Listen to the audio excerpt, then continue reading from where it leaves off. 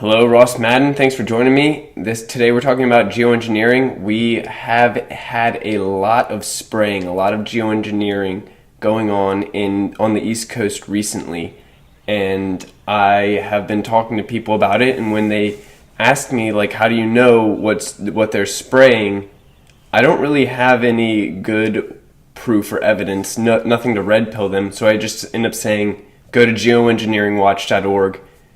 They have all the evidence, they have all the proof, and that's where I get my, red pills. But the big red pill is when you know how they do something, when you see their operation in action and you can make a prediction that then comes true. You're like, oh, well, that's definitely what happened. That's how they did it. And so I'm leaving in a video from the HAARP Report, which covers the Polar Vortex, which we saw this year, last year, and for several years. We've been seeing this Polar Vortex where our jet stream, which generally sends air horizontally across the country, has been broken, and we end up getting these big folds up into Canada, and then it drops this cold air down the East Coast, which is unusual for the East Coast. We generally get weather from the east and from the south, and this polar vortex comes in from the north. It's completely engineered, and there is a HAARP Report video, actually two, that I spliced together right after this, and they explain exactly how this happens. So if you want the Polar Vortex red pill in your back pocket, stay tuned and enjoy the HAARP Report videos, which the HAARP Report was a YouTube channel that stopped making videos about a year ago, but 2 and 3 years ago, they were on fire making great geoengineering videos.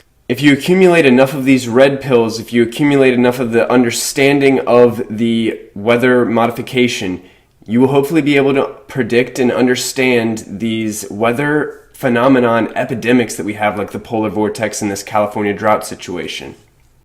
Okay, I've been watching this notch form and reform in the jet stream over and over in this one location just west of California.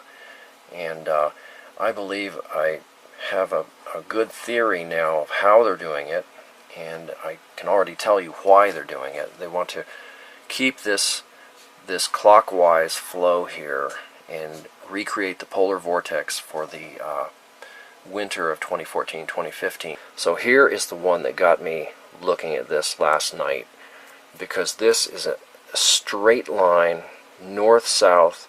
It's like a piece of plywood sticking 10,000 feet up into the atmosphere. How do they do that? And I think I know. Okay, now here's the present map, jet stream map.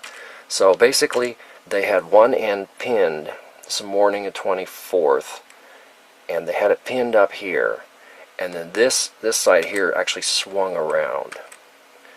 So this is the latest map I've got. So first let me explain, from basic meteorology, we know that when you have this counterclockwise movement, there's definitely low pressure here in the northern hemisphere. Has to be low pressure in the jet stream right here. That means rising air. And according to Billy Hayes, the SBX transmitter, which is a 30 million watt microwave transmitter, it can do something like this. And I think that is the culprit here. But the question is, what has caused this on the north end of there? What caused this? And I've got satellite data for that, satellite evidence. Let's go back to goes west, visible light mode, and this is daybreak on October 24. And what we see here is there is a little powerful hurricane type low pressure squall or whatever stationary right there, and it had already been there for like 2 days. Very strange. It doesn't strengthen, it doesn't weaken, and it doesn't move. So here's midday, October 24. Here's late in the day, October 24. It is not moving at all. Maybe I can zoom in, see better. Let me go back. Okay, daybreak, it's right there. Midday, it's right there. Late in the day, it's right there. Now the sun's setting. Absolutely no change all day long. No movement, no strengthening, no weakening. Now the sun actually sets. That is what pinned the north end of this jet stream notch. Okay, so here's early morning. The notch is still existing right here. And what they want to do is they want to maintain a high pressure here, or the southwest of the U.S., or actually over Baja pretty much. And so they start aerosolizing, spraying chemtrails over this water mass here. Because this water will heat. Water vapor heats very strongly in the daytime in sunlight. It's the most powerful greenhouse gas. So this this cloud mass is going to turn into a low pressure unless they can put a hot air layer on top. And that's what the aerosols do. So they spray this heavily to prevent this from turning into a low pressure. And as the day goes on, we see more and more of these damn aerosols all over this Pacific vapor trail, and now spreading into California big time. Let me zoom in just so you can see this. This is what everybody was seeing over California yesterday, and this is why they're doing it, to maintain this polar vortex as long as possible. Okay, now those are definitely giant aerosols. Okay, so if we unzoom and go look back out in the Pacific now, likewise, they want to try and maintain this as a high pressure here. And this is all water vapor here. It's going to be heated by the sun. It's going to turn into low pressure. So what they do is they aerosolize this very heavily. This entire mass here is getting aerosol, the hot air layer on top. So these are aerosol trails. All throughout this cloud mass we see aerosol trails. And here's this remnant of the hurricane that hung around Hawaii for like 2 weeks. And you can see it's wanting to spin everything counterclockwise. And the HAARP operators do not want to see that, so we're actually seeing some chemtrails around the outside of this thing. So, not showing up too good right here, but anyway, that's the whole strategy here, is that to keep the polar vortex going, they need this notch in the jet stream here. To maintain the notch in the jet stream, you've got to maintain a high pressure to the east and a high pressure to the west. So this is again the weather control extortion program in action. And also this explains the weird jet stream behavior from the winter of 2013-2014 when the polar vortex dominated the weather of the United States. And the only thing the meteorologists could do was come up with snappy catchphrases, calling it the ridiculously resilient ridge. Well, I think this is a good theory that explains how it works. And again, it's the big HAARP transmitter in Alaska, not the little Gakona prototype, but the bigger one that's west of it. That maintains this the stationary low pressure that pins one end of this.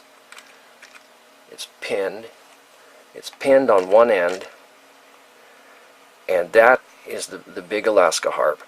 The SBX, which is a portable sea-based megawatt microwave transmitter, along with other Navy ships which have these megawatt flat plate phased array microwave transmitters, they're the ones that are out at sea creating this upper level low pressure. And according to Billy Hayes, who has 50 years of experience working on HAARP hardware, he says that this is a real thing. The SBX is out there controlling the weather, and the thing's portable, and no one knows where it is. Okay, so this is what they really want to see. They want to hold this pattern all winter long, and this droughts out California, and it literally freezes the eastern half of the U.S. To prevent a low pressure from forming here when the sun rises because of all this water vapor, they want to continue this clockwise turn, which is high pressure. So to avoid a low pressure building here, they put aerosols down. Let me zoom back in. And we can see these aerosols being laid here. And this is the middle of the night, so probably this chemtrail mix is to absorb all this water vapor up here.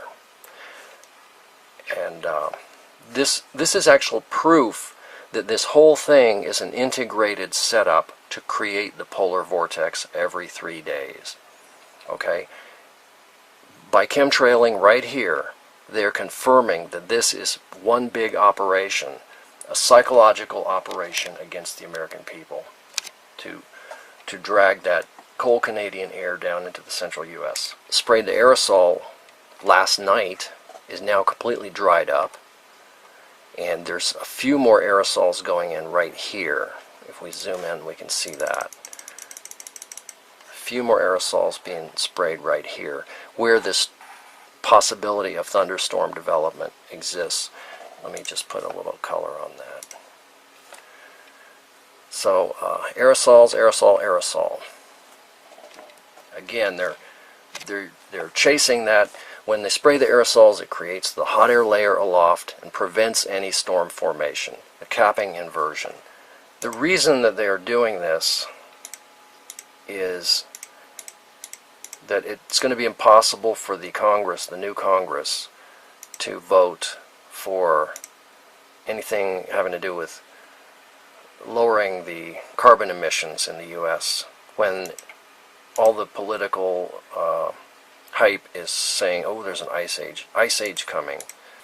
Look at this, it's going clear up into the Yukon, dragging that cold air down, spilling it into the central U.S. in 60 hours. That is just a really intense, cold, stormy burst of air. And again, they form it right again, 40, 50 hours later. 2 days later, it's back. And this is a psychological operation. The rest of the globe is heating catastrophically. But they want these Congress critters, the new crop of congressmen, to believe, oh, we need to burn more oil, we need to do more drilling, lower coal subsidies, etc. This is extreme evil. And what we do about it is, first we need to know that it's happening, and second, it needs to be stopped. The earth is heating at an unbelievable pace, unbelievable heating, except for right here where that cold air is being deliberately inserted. So there you have it. That was a lot of information, but it was very good, very helpful. If you've been paying attention to the weather for a few years like I have been, then this rings a bell and, connects a lot of dots. But if you haven't been paying attention, then maybe you need to watch that again. If you have any questions, leave them in the comments below, and I will try to get that research to you in any way that I can. I realize the HAARP report is no longer reporting on HAARP, so I will do my best. Thank you very much for watching. Have a great, great day.